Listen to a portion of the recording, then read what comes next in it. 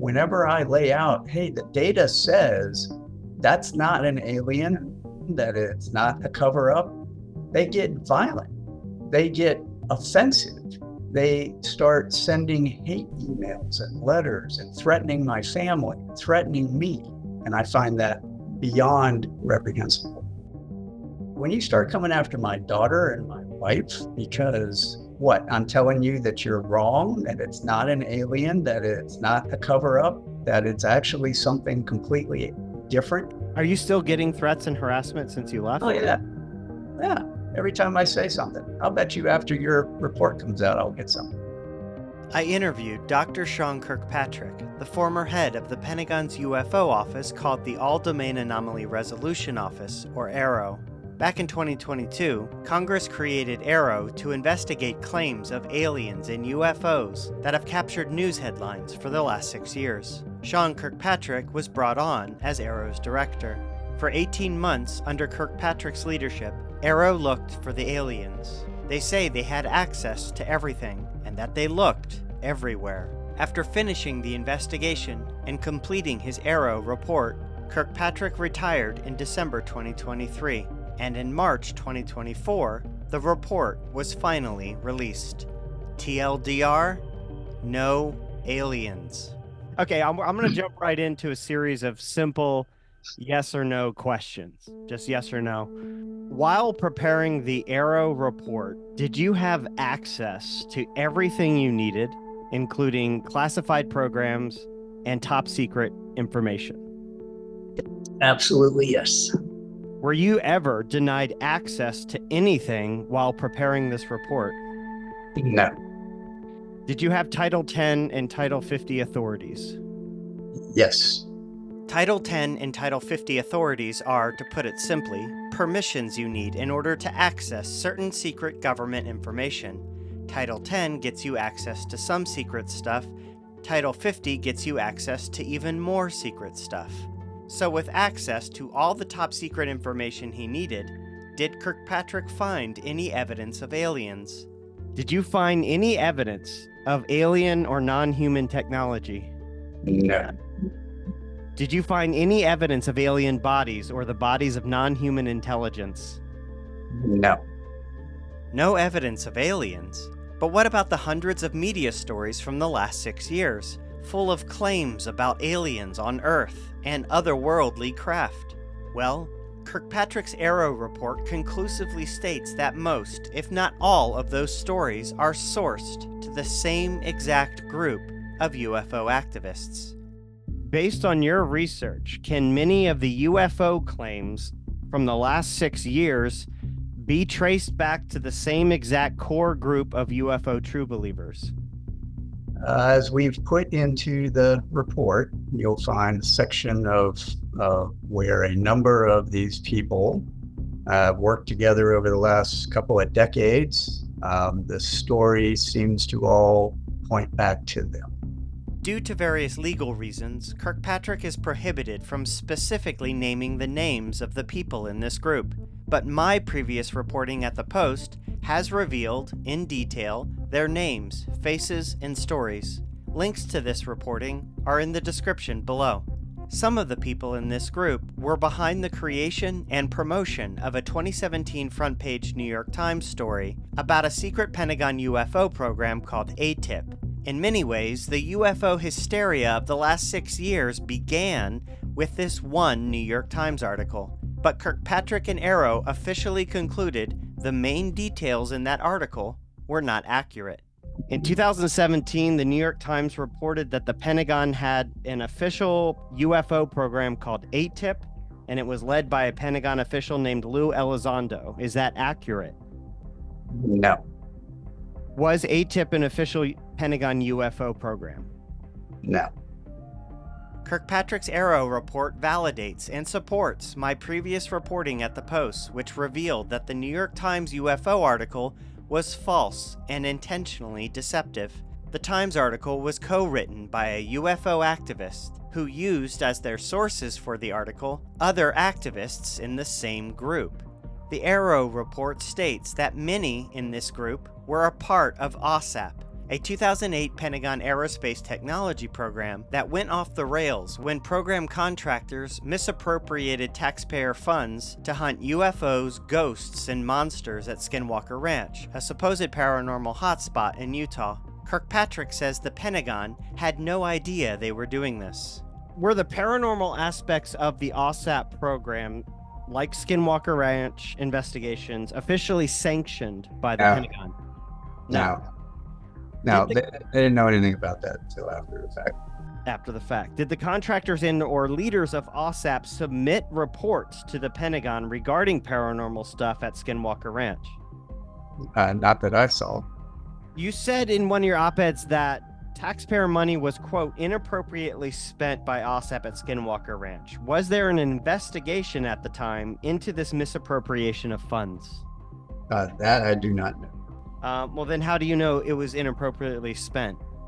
Well, because I know it's not in the budget to go and spend money on paranormal research. Over the last 2 years, I have reported extensively about OSAP, Skinwalker Ranch, and this group of paranormal crusaders. You can find links in the description below. A recent addition to this core group of true believers outlined in Kirkpatrick's report is an Air Force reservist named David Grush. Grush is closely associated with many in the group, including some of the Skinwalker Ranch ghost hunters. In 2023, Grush went public to claim that the government is secretly hiding crashed alien UFOs and alien bodies. He also claimed that the aliens have injured and killed Earthlings. He presented no evidence for any of this, but all the viral news coverage got the attention of some members of Congress, who brought Grush in to testify. Many times during his public congressional testimony, Grush said he could not reveal certain evidence about the aliens because it was super secret and he couldn't reveal the secrets in public. So did he then take his evidence of aliens to AARO, the office both literally looking for evidence of aliens and cleared to hear top secret information? Was David Grush formally invited to speak with AARO and present evidence of his claims? AARO invited him 5 times. That was documented and put into the record. Did David Grush actually ever come in? At the time of my retirement, he had not. Did David Grush, in fact, refuse to do that? He provided a couple of different reasons at various times of why he didn't want to come in. His lawyer contacted me and had a conversation about it. They did not want to come in. What Kirkpatrick just said here has been a big point of contention, because back in 2023, after Grush appeared before Congress, Kirkpatrick publicly said that Grush had refused to speak with AARO. But Grush, publicly in the mainstream media, said this was a lie. He said that AARO had never reached out to him. But new official government documents, released via the Freedom of Information Act to John Greenwald, show that AARO had made multiple attempts to speak with Grush. It is shown that AARO did invite Grush to come in multiple times, and at one point, Grush agrees to come in, but never shows, leaving the AARO officials waiting in the lobby. Despite all these red flags and debunked claims, a group of congressional leaders have rallied around David Grush and his wild UFO claims. This is the so-called Congressional UAP Caucus. UAP, by the way, is the new official acronym for UFO. Some members of the UAP Caucus, which is currently spending taxpayer resources on UFOs, weren't impressed or convinced by Kirkpatrick's AARO report. Congressman Tim Burchett, Tennessee, one of the leaders of the so-called House UAP Caucus, was asked about what he thought of the AARO report. Burchett responded, quote, "They're lying to us. They're not telling the truth." Your response? Well, I have not spoken with Tim Burchett. He has not requested an AARO brief in the time that I was there, so I am not entirely certain what he's basing his assertions on. Did any of the members of the so-called Congressional UAP Caucus meet with you, talk with you at all? No. No? Nope. It seems kind of strange for a UAP caucus to not talk to the UAP guy. You would think there are certain members of Congress that do not want to engage, I guess, did not engage, have not engaged, and they have not come to request anything at the time that I retired. Even after the AARO report was released, some congressional leaders announced that they will still continue to pursue many of the UFO and alien claims that were dismissed in your report as unfounded. What are your thoughts on that? I think, as I've mentioned before, that there are, folks that are going to believe what they want to believe. And when they have that level of belief, there is no amount of rational thought that you're going to put in front of them that's going to change their mind. I think it is a waste of time for them to continue to pursue that. Congress stood up AARO with all of the authorities and resources necessary to go investigate this on behalf of both Congress and the executive branch. And they have done that job. And for them to continue to pursue that and call them liars is actually telling the men and women of AARO that have been working on this diligently that they are less credible than anybody else that walks in the door, and that they are dismissing their commitment to the Constitution and their duty. And I find that beyond reprehensible. You come off in general as perturbed about a lot of this, if not mildly frustrated. Why is that? One of the most frustrating and concerning things that I discovered in this assignment, and I've had assignments all over this world doing a lot of really cool stuff.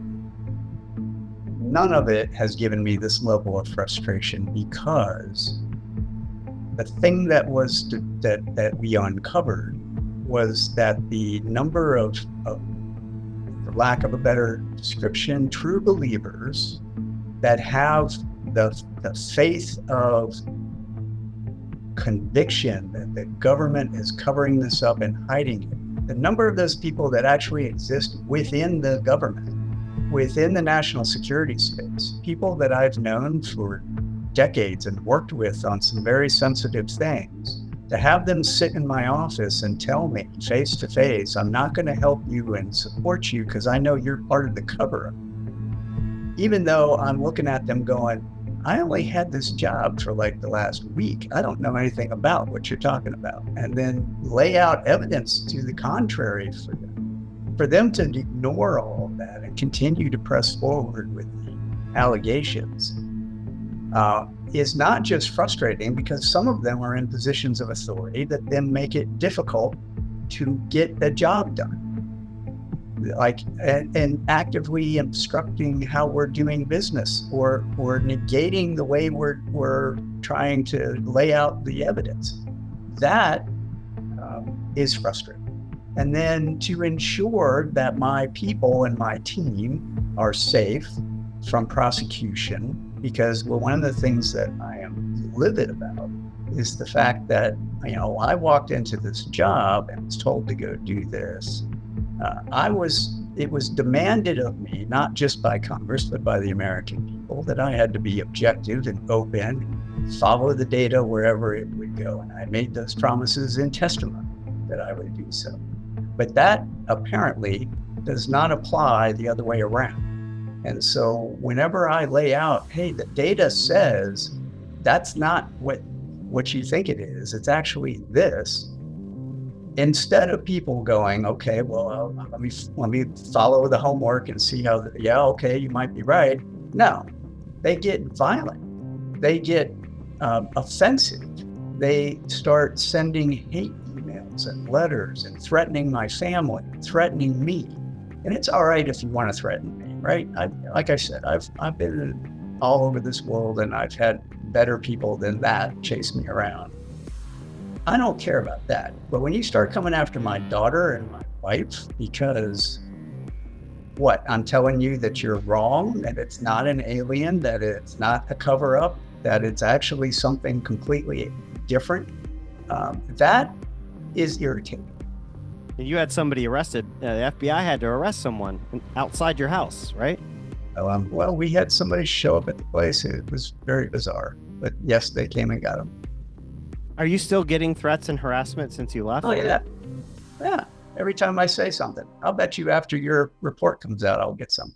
Regarding the true believers inside government who attacked and fought him just because he said aliens weren't real, Kirkpatrick says he considers their deep-rooted beliefs to be religious in nature, a sort of UFO religion. There is absolutely nothing that I'm going to do, say, or produce evidentiary that is going to make the true believers convert, if you will. I mean, it's almost like a religion. It is basically a religion.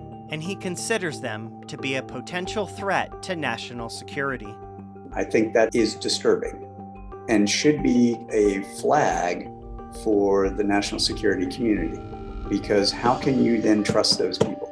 If they are not objective enough to understand evidentiary-based assertions like that, how can you trust them with our national secrets? So according to the senior leader of the Pentagon's official UFO office, a UFO religion has infiltrated the US government, influenced the US Congress, and poses a potential national security threat. This seems like front page news, but you won't find it on the front pages of American mainstream media, who mostly ignored Kirkpatrick's AARO report, and who continue to publish credulous stories about aliens and UFOs. People make that leap of, hey, I don't understand what I'm seeing, therefore it must be an alien. There's a whole range of other possibilities between I don't understand what I'm seeing and it's an alien. There's all kinds of other stuff that happens in there, right? Why people make that jump, I don't know. Okay, now for two curveballs. There were two moments during the interview that didn't sit right with me. One was when I brought up the Pentagon's UAP task force. Next, the task force, the UAP task force. This task force was created in 2020 in response to sudden public interest in UFOs. There was sudden public interest in UFOs because of viral news stories promoted by this group of UFO believers. In charge of this new Pentagon task force was Jay Stratton, one of the members of this group, and former Skinwalker Ranch ghost hunter during the OSAP program. Stratton's chief scientist on the task force was Travis Taylor, another Skinwalker Ranch ghost hunter and star of pseudoscience reality shows like Ancient Aliens and The Secret of Skinwalker Ranch. Stratton brought into the task force various paranormal enthusiasts. According to sources, the task force missed multiple incursions of Chinese spycraft over America for years because the task force was instead chasing spooky UFOs.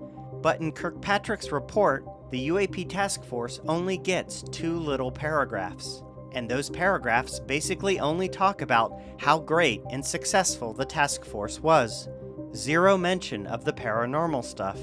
In the same report, AARO goes into great detail about how this group was wasting taxpayer money chasing paranormal things in the OSAP program. But when members of the same group get put in charge of yet another program, there are zero mentions of it. This report was supposed to reveal all those details, but here it doesn't. I brought this up to Kirkpatrick. Next, the task force, the UAP task force.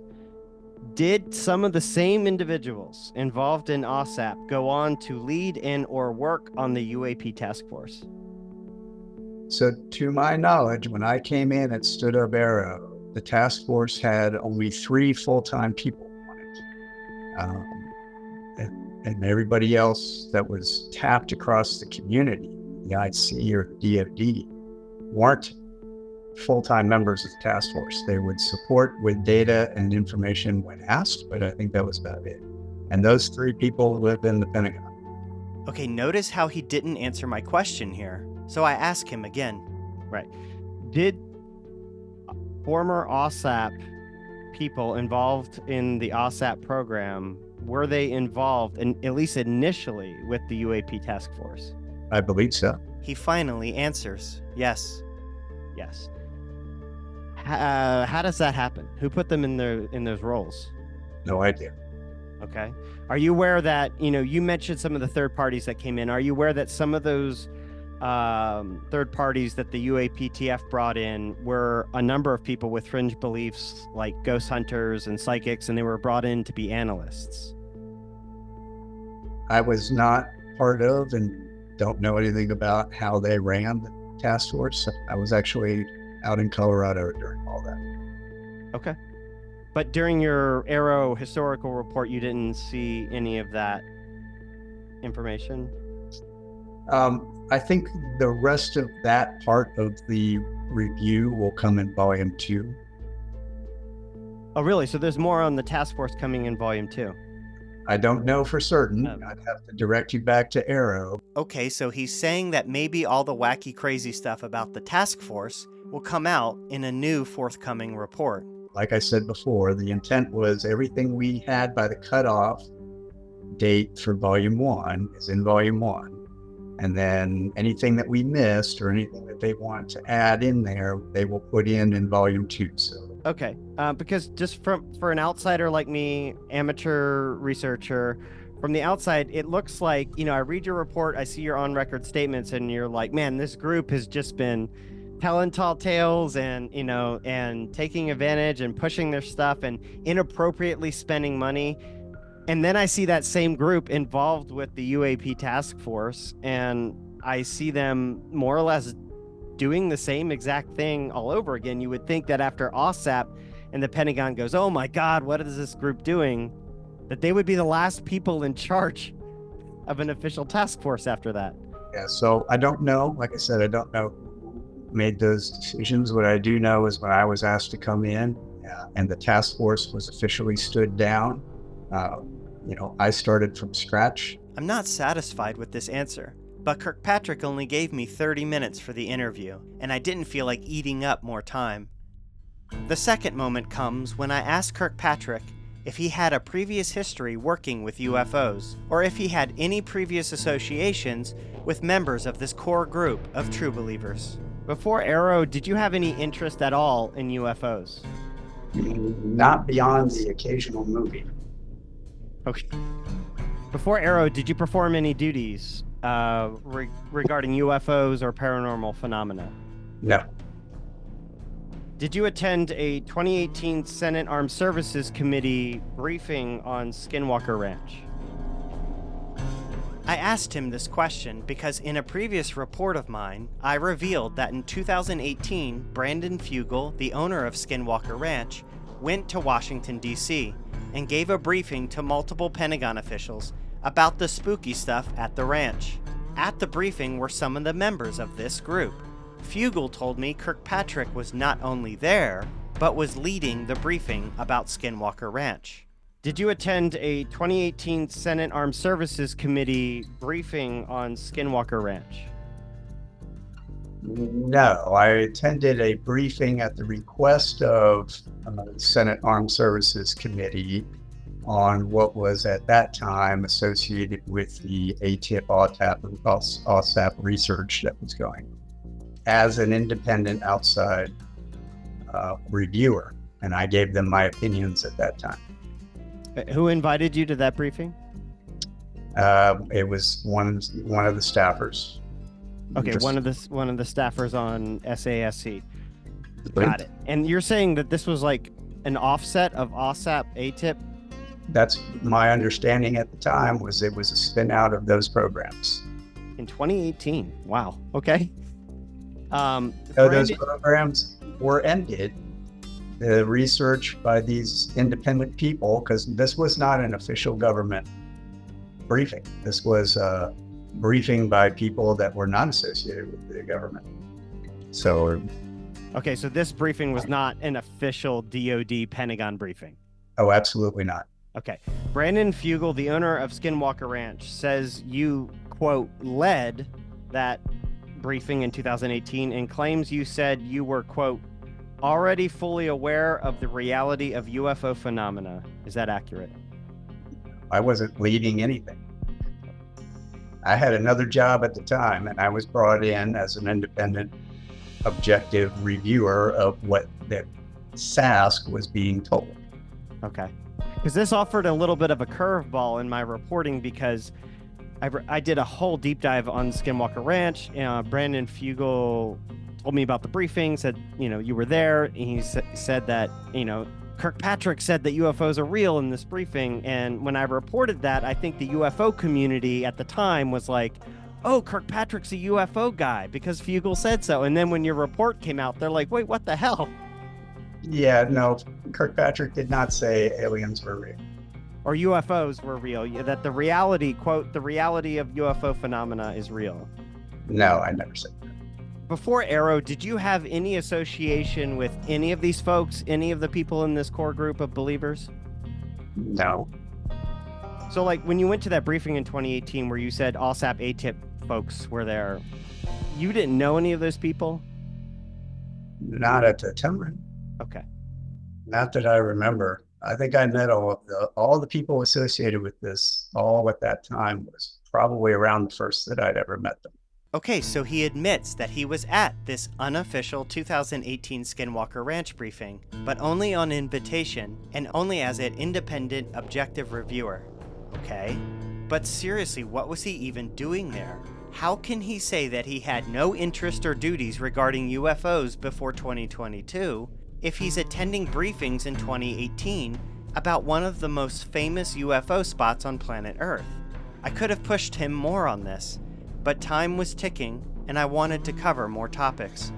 I emailed Kirkpatrick some follow-up questions, and he said this: I ended up at that briefing because a congressional staffer asked me to attend as an objective third-party scientist to listen to the presentation. I did not know it was about Skinwalker Ranch until later.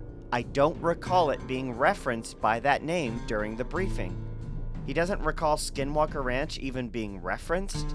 I replied by sending Kirkpatrick this PowerPoint presentation that Brandon Fugel claims he presented at the briefing.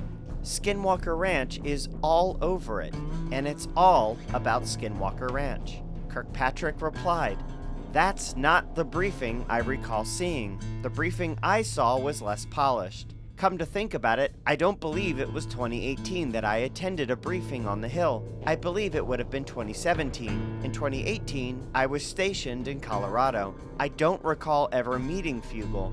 Maybe he's confusing the two meetings. So I reached out to Brandon Fugel about Kirkpatrick's comments. Fugel responded, are you trying to get Kirkpatrick in trouble and destroy his credibility? You better be careful with what you report. To which I replied, no, I interviewed him and brought up the 2018 Senate Armed Services Committee briefing you had told me about. I included his response below and would like to give you an opportunity to respond or clarify. Fugel responded, he, meaning Kirkpatrick, was at that meeting on April 19th, 2018. I gave you an accurate account of the meeting and have video, photos, and witnesses. I then asked Fugel if he could provide any of those videos, photos, or witnesses. Fugel did not respond at the time of this video's publishing. This is all very confusing, and at this point, I simply don't know who to believe. Are you a part of a government cover-up to hide aliens or non-human intelligence? No. Is it possible that you are unknowingly part of a cover-up to hide aliens or non-human intelligence?